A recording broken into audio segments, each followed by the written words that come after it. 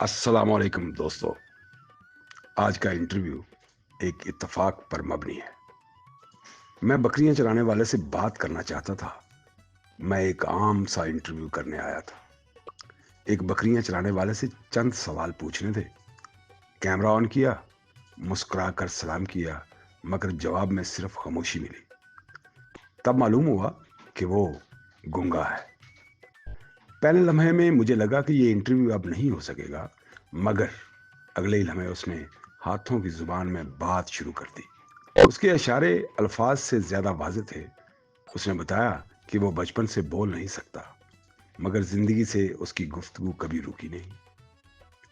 इशारों में बताया कि खामोशी उसकी कमजोरी नहीं बल्कि ताकत है। ओहो वीडियो बनाना आ जा ना सर गल करनी है आ जाए तो जा आए जाओ दे या नहीं बस बकरियां नहीं बना कोलों करके हर नस्ल दी आ वड्डी बकरी नहीं खाना। बकरियों से उसका रिश्ता लफ्जों का मोहताज नहीं, वो उन्हें आवाज से नहीं दिल से पुकारता है। पहाड़, धूप और खामोशी उसके दोस्त हैं। मैंने समझा बोलना सबको आता है, मगर समझाना और समझ जाना सिर्फ कुछ लोगों को ही आता है। वो बकरियों को आवाज नहीं देता, बस आंखों और हाथों के इशारों से समझा लेता है। बकरियां भी उसकी खामोशी की जुबान समझती हैं। उसके लिए पहाड़, खुला आसमान और चरचराती जमीन ही दुनिया है।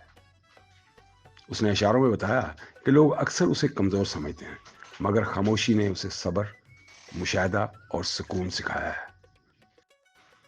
मैं उस दिन समझ गया कि असल गुफ्तगू जुबान से नहीं, एहसास से होती है। कुछ लोग बोल कर भी कुछ नहीं कहते और कुछ बगैर बोले पूरी जिंदगी की कहानी सुना देते हैं। बहुत बहुत शुक्रिया नाजरीन। अब आप भी उस बच्चे की आवाज दिल से सुनिए। चराते हैं जनाब, सारा दिन ये खाते हैं जनाब, ये किकर के पत्ते हैं, ये घास, ये सारा दिन खा के इनकी उम्र गुजर गई है। ये सुबह जाते हैं शाम को, और बकरियां बड़ी आला नस्ल की हैं जो हमने आपको बताई हैं।